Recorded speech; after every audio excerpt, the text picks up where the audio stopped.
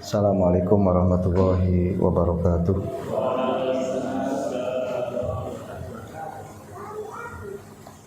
Bismillah, alhamdulillah, wassalatu wassalamu ala rasulillah. Subhanallah, alhamdulillah, la ilaha illallah, wallahu akbar. La hawla wa la quwata billahil aliyyil azim, al-alimul hakim. Adada kulli harfin kutiba wa yuktab abadal abidin wa dahra dahirin. Rabbi shrah li sadri wa yassir li amri wahlul 'uqdatam min lisani yafqahu qawli wa ba'du. Fa ya khadirun usikum wa ya nafsi bi taqwallahi faqad fazal muttaqun. Kama qala Allah ta'ala ya ayyuhalladzina amanu taqullaha haqqa tuqatih wa la tamutunna illa wa antum muslimun wa ba'du. Alhamdulillah, bersyukur pada Allah Subhanahu wa taala kembali kita diberi nikmat sempurna, nikmat iman, nikmat Islam, diberi sehat sempat, mudah untuk bisa kembali menunaikan sholat maghrib berjamaah, kemudian dilanjutkan dengan thalabul ilmi, majelis taklim. Salawat juga salam kita sanjungkan pada junjungan kita Nabi Agung Muhammad sallallahu alaihi wasallam, para istri, keluarga, sahabat semuanya, sampai kepada pengikut beliau hingga akhir zaman. Alhamdulillah, kita akan lanjutkan pembahasan kitab Kasifatus Saja Syarh Syekh Al-Alim Al-Fadil Abi Abdul Muti Muhammad Nawawi Al-Jawi rahimahullah ta'ala. Semoga Allah melimpahkan keberkahan, rahmat dan juga ampunan kepada beliau, guru-guru beliau serta murid-murid beliau, sampai kepada kita yang hari ini membaca karya beliau rahimahullahu ta'ala. Alhamdulillah, pada pertemuan yang kemarin kita sudah sampaikan Arkanul Islam yang ketiga, yaitu Ita'uz Zakati, menunaikan pembayaran kewajiban zakat bagi seseorang yang mempunyai harta, kemudian sudah tertentu dengan jumlah ya sebagai nisab dan juga waktu sebagai haulnya. Maka ada 8 golongan yang kemarin kita sudah sampaikan satu persatu. Penerima zakat, yang pertama fakir, yang kedua miskin, yang ketiga amil, yang keempat ya,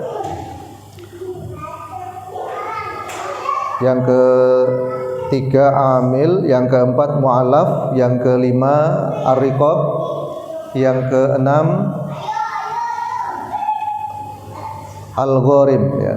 Dan kemarin sudah kita sampaikan yang ketujuh sabilullah, orang-orang yang ingin berangkat berjihad fisabilillah sedangkan mereka tidak mempunyai bekal atau ya sekedar logistik untuk berangkat menuju medan pertempuran ya. Maka bagi orang-orang yang mempunyai udzur ya, sebagaimana yang kita sebut di atas, maka termasuk fisabilillah yang berhak mendapatkan uang zakat atau dari baitul mal karena mereka tidak mendapatkan dalam pembagian fai' atau memang tidak punya ya bekal untuk berangkat menuju ke medan pertempuran tadi. Maka yang kedelapan, sebagaimana kita janjikan pada pertemuan yang kemarin, kita akan sampaikan yang kedelapan, wasaminu ibnu sabil, yang kedelapan dari yang menjadi penerima zakat adalah orang yang mempunyai hajat untuk melakukan perjalanan. Wa huwa ala qismaini majazi wa haqiqi. Ibnu Sabil ditinjau dari status ya. Orang yang melakukan perjalanan tadi ada 2 jenis. Yang pertama, wa huwa munsi'u safarin min biladi mali zakat. Orang yang disebut ya sebagai Ibnu Sabil yang majazi adalah orang-orang yang ingin melakukan perjalanan tetapi mereka terkendala dengan biaya. Jadi belum berangkat tapi dia sudah ada program untuk apa? untuk safar. Nah, ketika safarnya itu halal, tujuannya baik, dan tidak mempunyai bekal, orang yang seperti ini boleh mendatangi pengurus zakat atau amil, atau di dalam hal ini Baitul Mal atau Basnas ya, untuk meminta kepada mereka sekedar ongkos untuk perjalanan mereka. Nah, maka ini yang disebut dengan majazi ya.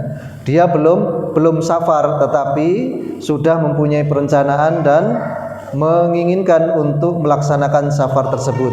Maka tidak mendapati apa yang menjadi kecukupan dari perjalanannya. Maka di sini ya boleh meminta kepada Baitul Mal dari bagian zakat. Yang kedua hakiki wa huwa marun bi biladi zakati fi safarihi wa dzalika an ihtaja bi allam yakun ma'hu ma yusilhu maqsuduhu aw maluhu fayu'ti ma la malun lahu aslan ya. Yang kedua adalah yang disebut dengan Ibnu Sabil yang sesungguhnya. Siapa Ibnu Sabil yang sesungguhnya? Yaitu orang yang telah melakukan perjalanan, lalu tibalah dia di tempat yang di sana ada Baitul Mal atau pembagian zakat di dalam safarnya tadi.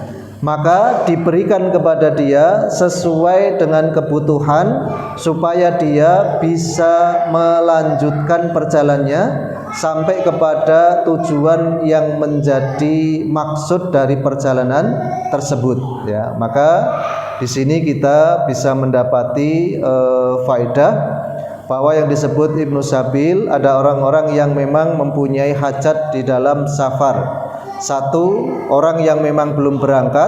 Yang kedua, orang yang sudah berjalan. Maka keduanya termasuk di dalam status Ibnu Sabil tadi.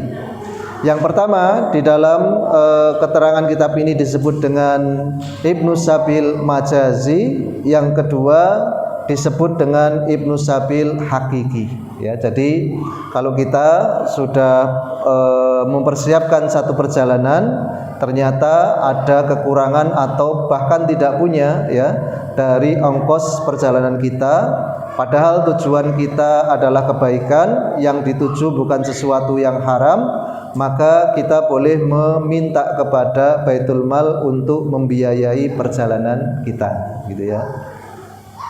Pak ya mangkat kita ini ke muncara oleh gitu. Ya, artinya memang ada kriteria-kriteria tertentu.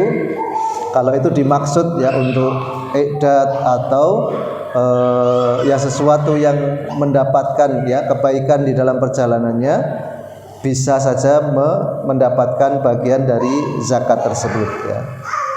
Kemudian ada orang yang memang sudah keluar dari rumahnya dan ketika di dalam perjalanan kehabisan bekal atau dia tidak mendapati kecukupan dari apa yang dibawa dari rumah, yang itu adalah bekal bagi dia.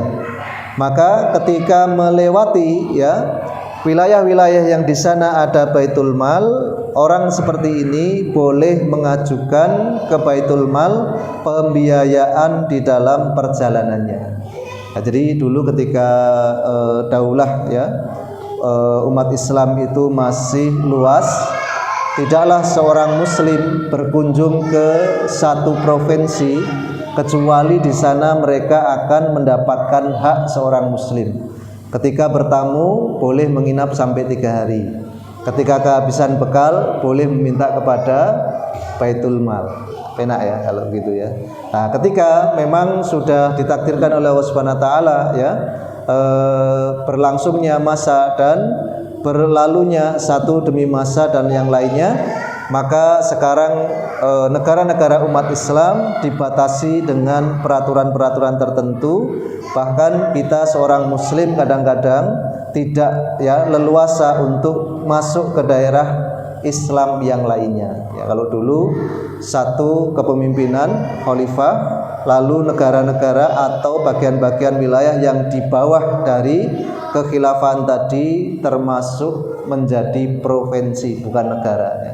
Jadi Mesir yang begitu besar dan luas itu dulu cuman provinsi.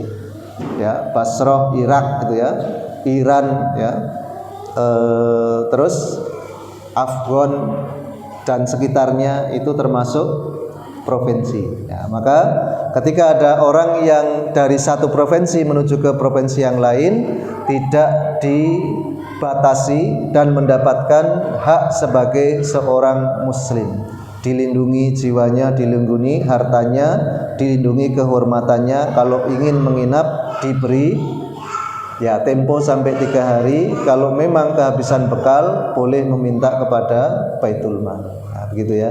Itu kemudahan yang ada ketika memang Islam bisa memerintah atau mengelola suatu kewilayahan.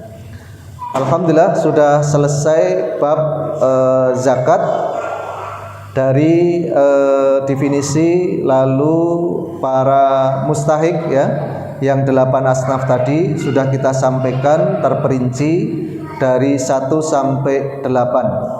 Mungkin dari yang kita sampaikan di bab zakat ini ada yang perlu diulang dulu atau ditambah keterangannya. Silakan.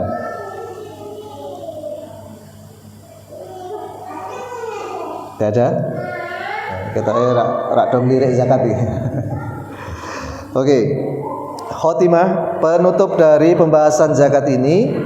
Wasurito akhidu zakati min hadis samaniyah huriyah Islam wa alla yakuna hasimian wala mutallibian ya, liqaulihi sallallahu alaihi wasallam, inna hadhihi shadaqah awsahun nasi, inna hadhihi shadaqah awsahun nasi wa innaha la takhillu li Muhammadin wala li ali Muhammadin wa wudihal hasan fihi tamratun ay min tamratis shadaqah fa naza'a Rasul sallallahu alaihi wasallam fi li'abihi wa qala kih ana ali Muhammadin la tahillu lana as-shadaqat ya. Dan di penutup pembahasan zakat ini disyaratkan penerima zakat dari 8 golongan yang kita sebut adalah statusnya huriyah, merdeka ya, bukan budak. Artinya bukan budak yang statusnya mukatab atau budak yang memang masih dalam kepemilikan orang lain. Islam, mereka beragama Islam ya. Yang ketiga, tidaklah bagian dari keluarga besar Hasyim atau Muthalib. Karena Bani Hasyim dan Bani Muthalib itu adalah keluarga dari Nabi Shallallahu Alaihi Wasallam. Atas pernyataan dari Nabi Sallallahu Alaihi Wasallam, sesungguhnya sedekah ini adalah kotoran dari manusia, dan sesungguhnya sedekah itu tidak halal bagi Muhammad dan keluarga Muhammad. Ketika Al-Hasan meletakkan 1 kurma di dalam mulutnya, yaitu kurma dari sedekah, Rasul segera mencabut dari mulut beliau Hasan radhiyallahu anhu seraya mengucapkan kih ya, keluarkan. Maka ketika sudah dikeluarkan oleh Al-Hasan, Nabi mengatakan, anna, sesungguhnya kita adalah keluarga Muhammad, la tahillu lana, tidaklah halal bagi kita as-shadaqat, yaitu harta-harta sedekah.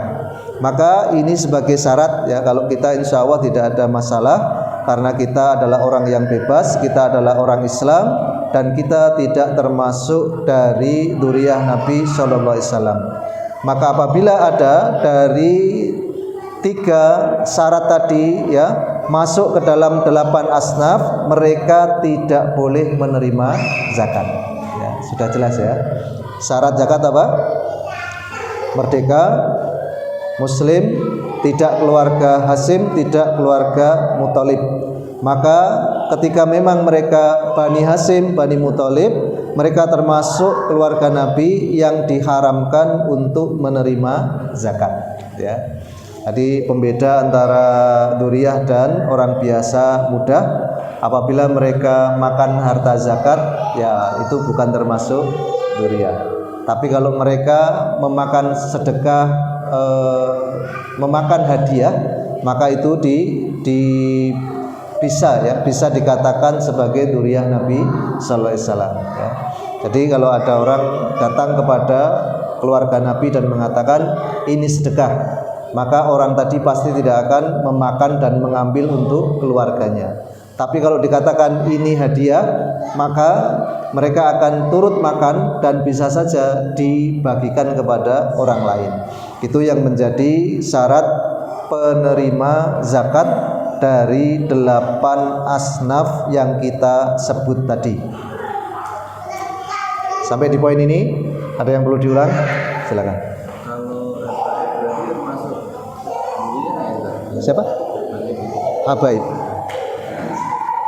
Apakah para habaib termasuk dzurriyyah ya? Ada beberapa definisi ya. Dzurriyyah itu semua anak turun Nabi sallallahu alaihi wasallam dari jalur Sibtun ya, cucu dari anak perempuan yaitu Fatimah binti Muhammad sallallahu alaihi wasallam.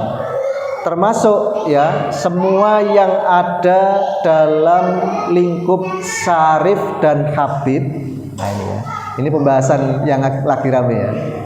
Semua yang termasuk dalam lingkup Habib dan Syarif, mereka terkonfirmasi sebagai tidak turun ya, keturunan dari Nabi sallallahu alaihi wasallam.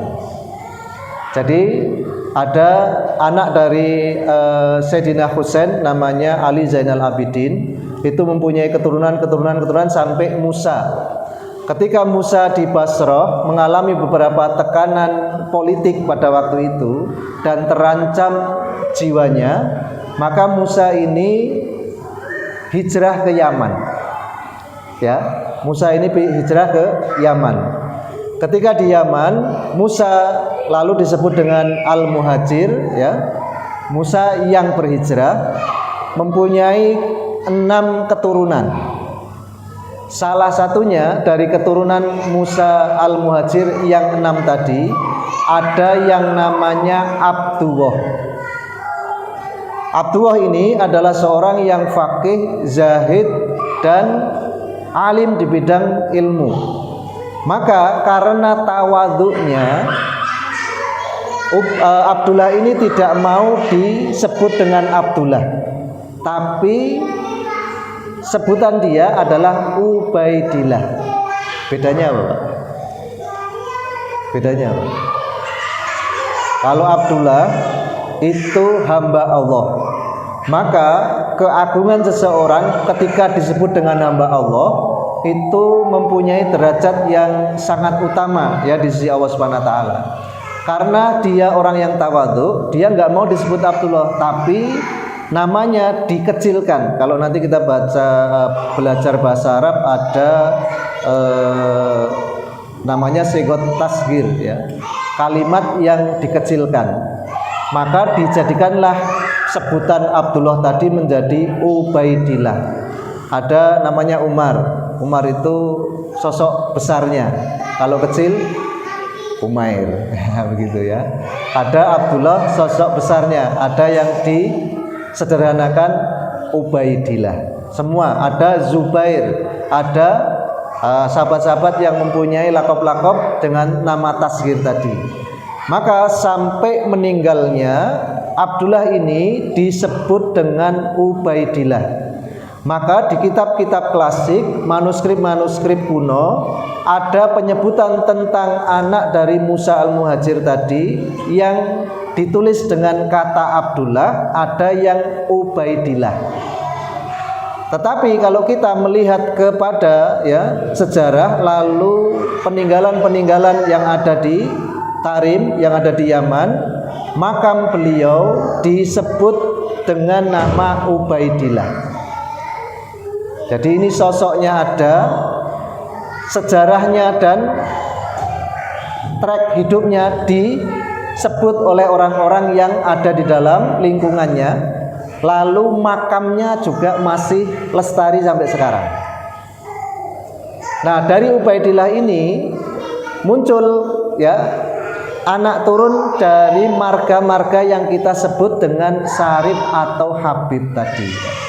Ada apa? Saqaf, ada Al-Atos, ada Al-Munawwar, ada Al-Habsi. Nah, ini dari keturunan Ubaidillah ini, Pak. Maka sampai berlangsungnya masa yang panjang, banyak orang-orang dari Tedak turun Ubaidillah ini yang melakukan dakwah ke luar daerah. Ada yang ke Maroko, ada yang ke Cina, ada yang ke Malaysia, sampai bahkan ada yang ke Nusantara. Maka semua sejarawan sepakat bahwa orang-orang yang mengaku sebagai Habib ya atau Sarif yang ada di Indonesia itu diabsahkan atau dinyatakan sah keturunan dari Nabi Shallallahu Alaihi Wasallam, gitu ya. Jadi itu apa ya?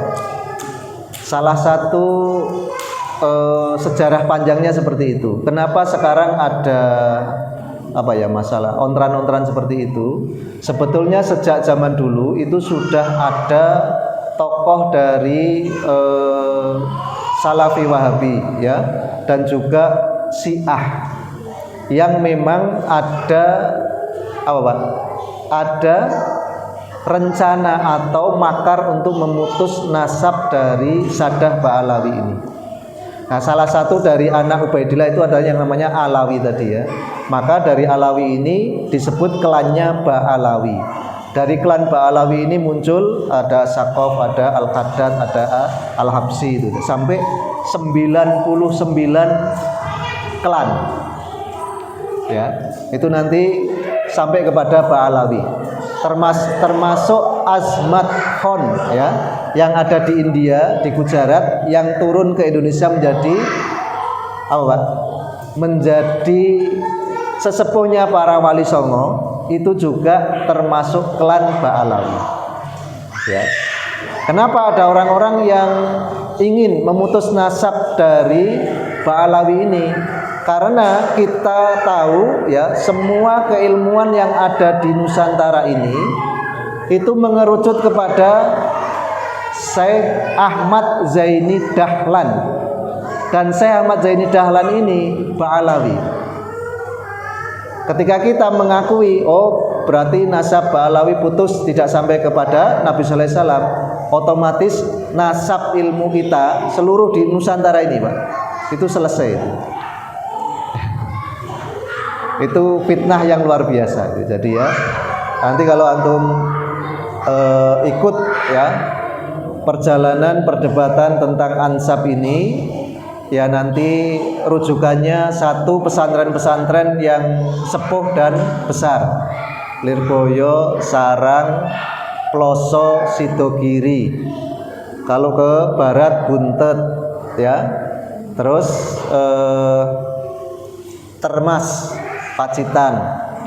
Semua ulama-ulama yang dari golongan ya pesantren-pesantren tua dan besar, tidak ada yang mengingkari nasab Ba'alawi. Nanti kalau mau turunnya lagi ya perdebatan yang bisa rasional itu nanti satu Idrus Ramli, nomor 2 Gus Wafi. Ini di apa ya? Di selain para habib ya, di selain para habib yang mengonter bab nasab ini. Ya. Nanti akan kita dapati kejelasan betapa mereka secara nuwun sewu ya gegabah bahasanya ya, menyatakan putusnya nasab Ba'alawi ini. Dan orang-orang yang di apa ya belakang para pemutus nasab ini ternyata orang-orang yang saya lihat ya kurang bisa dipercaya. Ya, kurang bisa dipercaya. Ya. Ono yang burine ono sapa? Habib Kribu barang kae, Pak. Ya, terus siapa? Basaiban ya, Basaiban yang sering melantunkan nasyid itu ya. Habib Sayyid Basaiban, terus Habib Kribu. fuad pleret. Jadi nuwun sewu ya, jangan sampai termakan fitnah putusnya nasab ini. Karena hadisnya jelas, nanti di akhir zaman akan ada kekhalifahan dari minhaj nabawi. Ya, yang jadi khalifah namanya seperti namaku dan nama bapaknya seperti nama bapakku dan dia keturunanku, kata Nabi sallallahu alaihi wasallam. Kalau kita mutus nasab Habib, berarti kita nggak percaya sama hadis ini. Padahal hadis ini hadis sahih. Siapa dia? Al-Mahdi, Muhammad bin Abdullah Al-Mahdi sebutannya nanti. Yang dengan kemunculan imamah beliau, Nabi Isa akan sholat di belakang beliau nanti di akhir zaman. Jadi ini ontran-ontran akhir zaman ya, hati-hati ya. Nanti sampai ketika kita percaya, oh kalau begitu nggak ada nasab yang sampai kepada Nabi, berarti yang sekarang ini ada itu semua pembohong. Hati-hati itu. Ya, karena hadisnya sahih gitu ya. Nanti akan muncul Imam Mahdi. Namanya seperti namaku, nama bapaknya seperti nama bapakku dan dia merupakan keturunanku. Berarti nasab Nabi sallallahu alaihi wasallam tidak putus. Gitu ya. Nah, ono sing gawe-gawe atau ada oknum dari para habib atau syarif yang memang akhlaknya tidak terpuji, lalu tidak menunjukkan sebagai keturunan orang-orang yang mulia, itu hanya oknum saja. Ya. Sebagaimana ada di santri kutab ya, ada yang mungkin tidak beradab satu. Terus apa kita menyalahkan semua santri kutab? Kan enggak, ya pasti kita tunjuk, oh santri ini kurang disiplin. Ya, harusnya objektif begitu ya. Nah, maka dari sini kita bisa mengambil manfaat. Ini memang fitnah akhir zaman yang kita akan menghadapinya dan dibikin bingung dengan ulah-ulah orang-orang yang seperti itu ya. Maka mereka, para habib, para syarif, kalau mendapatkan porsi zakat, mereka pasti akan salurkan kepada orang lain. Tapi kalau dia memang betul membutuhkan, maka dia akan mengambil hanya sekedar cukup untuk bisa menegakkan tulang punggung saja. Ya, jadi kira-kira seperti itu ya. Jadi apakah para habib, para syarif itu termasuk dzurriyyah Nabi? Yang saya yakini seperti itu. Dengan tadi ya, dengan mengilmui nasab dan melihat kondisi saat ini. Ya, maka akan kita dapati bahwa nasab para habib, para syarif itu valid sampai kepada Nabi Shallallahu Alaihi Wasallam dari jalur siapa? Fatimah binti Muhammadin Shallallahu Alaihi Wasallam. Ya, maka mereka disebut sibtun. Sibtun itu apa, Pak? Sibtun itu cucu dari anak perempuan, begitu ya. Ada yang lain? Silakan. Kalau kekinian bisa kita pas safar kehabisan ongkos atau bekal itu, kita mampir ke masjid minta itu boleh nggak? Ya. Bagaimana kalau kita minta ya pembiayaan kepada masjid, ya kurang relevan saja. Ada masjid-masjid yang memang mengakomodir orang-orang yang sedang safar atau musafir ya, ada disediakan tempat istirahat, makan minum sampai MCK komplit. Bahkan ya ketika mereka mengajukan pembiayaan, mereka memberi, Pak. Tapi sebetulnya ini tidak pada tempatnya. Kenapa? Karena float dari musafir itu adalah baitul mal. Ya, baitul mal. Maka kalau memang kita statusnya musafir, ya cari baitul mal sebetulnya. Ya. Mosok SMS kancane ra ono. Transfer sik dan ono ndak bisa. Nah, artinya boleh ya mengajukan ke masjid ya, tetapi sebetulnya itu tidak tepat karena masjid itu untuk kemakmuran masjid dan juga perawatan masjid. Di masjid-masjid besar pemberian ujroh kepada para karyawan itu diambilkan dari harta masjid, bukan kasnya.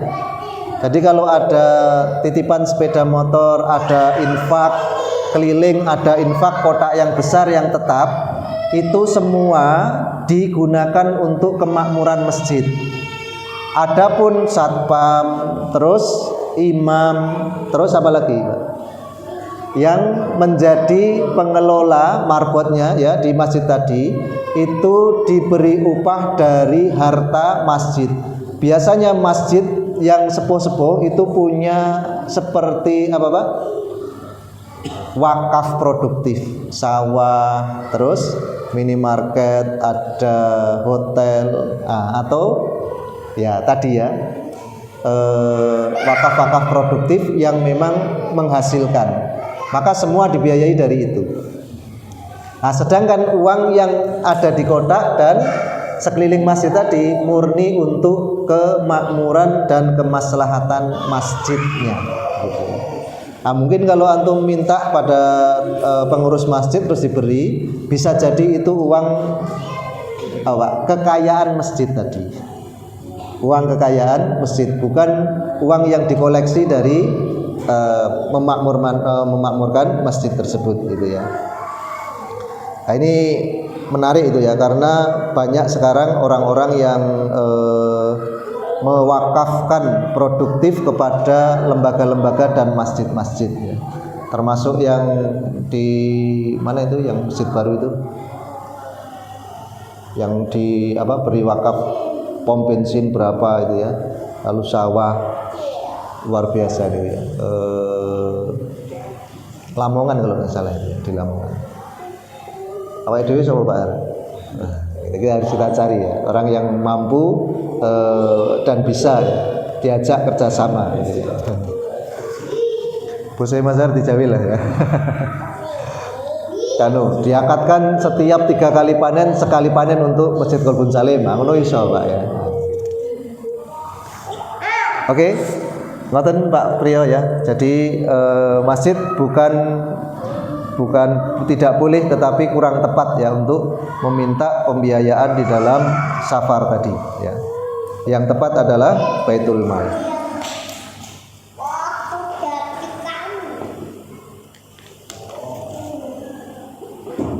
Cukup?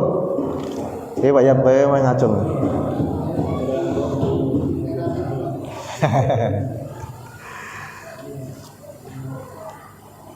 Cukup? Ya. Kalau tidak ada, kita lanjutkan rukun Islam yang keempat. Rabi'uha yang keempat, saumu Ramadan ya, yaitu puasa Ramadan. Puasa Ramadan ini furido fi Sya'ban minas sanatis saniyah minal hijrah. Fasoma sallallahu alaihi wasallam tis'a Ramadanat wahidan kamilan wasamaniatan nawakis ya. Jadi Bapak Ibu sekalian, puasa Ramadan baru diwajibkan kepada umat Islam yaitu di bulan Sya'ban, di tahun kedua ya setelah Nabi hijrah ke Madinah. Maka Nabi setelah mendapatkan syariat puasa Ramadan, beliau berpuasa di bulan Ramadan sebanyak 9 kali. Sekali saja yang puasanya itu genap, dan yang 8 puasanya cuman 29 hari. Jadi hitungan 1 bulan di dalam penanggalan hijrah, genap 1 bulan itu bisa 29, bisa 30. Maka apabila menurut hisab atau di ru'yah secara kasat mata sudah tampak ya hilal, walaupun bilangan harinya adalah 29, maka itu termasuk sudah 1 bulan penuh. Adapun ketika memang tertutup ya dengan mendung, tidak ada yang melaporkan tampaknya hilal, maka digenapkan menjadi 30 hari. Sedangkan Nabi sallallahu alaihi wasallam ketika menemui Ramadan, ya, ketika beliau masih di Madinah, hanya sekali saja beliau mendapati puasa Ramadan genap 30 hari. Sedangkan yang 8 kali lainnya itu cuman 29 hari saja, gitu ya. Jadi Bapak Ibu sekalian, penanggalan Hijriah tidak sebagaimana penanggalan Syamsiah. Kalau di Syamsiah itu ada 30, 31, dan ketika ada Kabisat, ya, Aprilnya itu 28, ya. 29 di bulan April, 30 dan 31 di bulan lainnya. Ada 1 tahun khusus ketika di bulan Aprilnya itu 2 Maret atau April, Pak?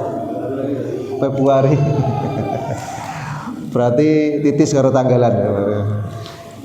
Kalau Februari, ya, ada yang 29 normal, dan di tahun istimewa Februarinya adalah 28 tahun Kabisat namanya, okay? Nah, maka beda dengan penanggalan bulan Komariah. Ketika kita melakukan ibadah apapun, maka yang kita jadikan tolak ukur dan sandaran adalah penanggalan Komariah. Waktu sholat lihatnya matahari, ya. Tapi kalau memulai bulan itu melihat bulan, termasuk Pak, masuknya bulan-bulan di dalam 12 yang ditentukan oleh Allah, dan di dalamnya ada bulan haji, yaitu Dzulhijjah, Dzulqa'dah. Maka tidaklah ditentukan bulan di dalam penanggalan Islam untuk ibadah kecuali menggunakan hitungan Hijriah yang jumlah harinya 29 atau 30 saja tadi, ya. Adapun Ramadan, ya, itu dari kata romat yang artinya panas terik, atau romdona yang artinya dibakarnya dosa-dosa kita. Maka dari 2 arti ini semua boleh, ya. Boleh kita ambil dan kita jadikan pedoman, ya.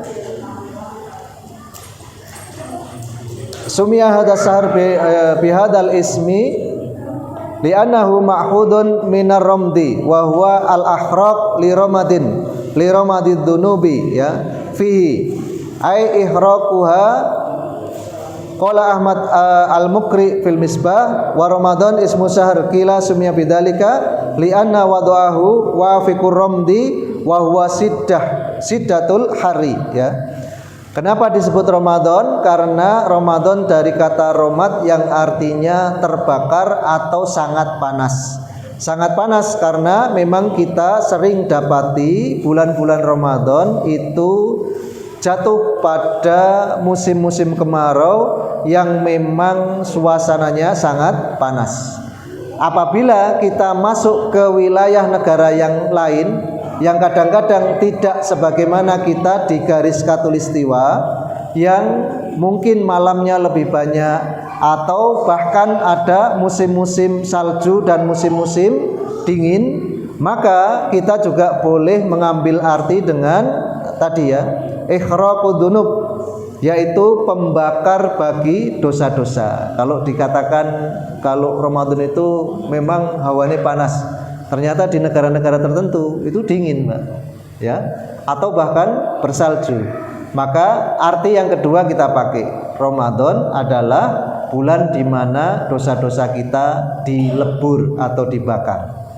Atau ketika kita memang ada di wilayah tropis atau di wilayah yang dilewati khatulistiwa, maka boleh kita katakan, ya, memang Ramadan seringnya jatuh di bulan-bulan yang memang panasnya menyengat, begitu, ya. Maka itu arti dari Ramadan. Bagi Ramadan, ya, ada beberapa ketentuan tafsirah, yaitu wacana. Qala Ahmad al-Fasni wa qad qila as-shaum umumun wa khususun wa khususul khususi, ya. bahwasanya puasa itu dibagi menjadi 3. Yang pertama puasanya orang umum, yang kedua puasanya orang khusus, dan yang ketiga puasanya orang khusus yang lebih khusus lagi. Fal umumu, maka yang disebut dengan puasanya orang umum atau awam, kaful batni wal farji an qasdis syahwati, menahan dari sesuatu yang membatalkan puasa, yaitu makan, minum, atau termasuk ke dalam lubang badan kita sesuatu, atau ya sesuatu yang bisa menghalangi dari syahwat perut dan kemaluan, maka itu yang disebut dengan puasanya orang awam.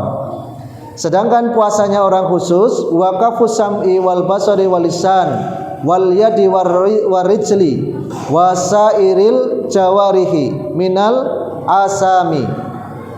Sedangkan yang disebut dengan puasanya orang khusus yaitu orang yang menahan pendengaran, penglihatan, lisan, tangan, kaki, dan seluruh anggota badannya dari perbuatan dosa. Maka itu yang disebut dengan puasanya orang khusus ya.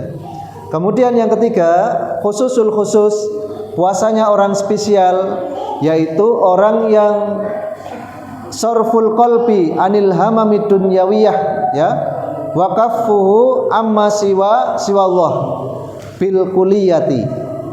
Orang puasa yang spesial adalah puasanya orang yang mampu mengelola hati dari orientasi-orientasi keduniaan dan juga menahan dari semua orientasi kecuali menuju kepada Allah Subhanahu wa taala secara keseluruhan.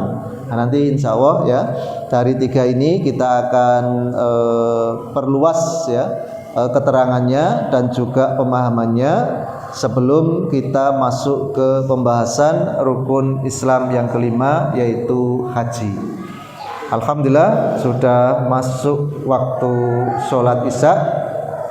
Kita cukupkan, semoga yang sedikit ini bermanfaat, bil khusus bagi saya secara pribadi juga antum sekalian. Aqulu qauli hadza astaghfirullah li wa lakum wa lisairil muslimin min kulli dhanbin astaghfirullahal azim. Alhamdulillahirabbil alamin. Kita cukupkan dengan doa kafaratul majlis. Subhanakallahumma bihamdika asyhadu an la ilaha illa anta astaghfiruka wa atubu ilaik. Assalamualaikum warahmatullahi wabarakatuh.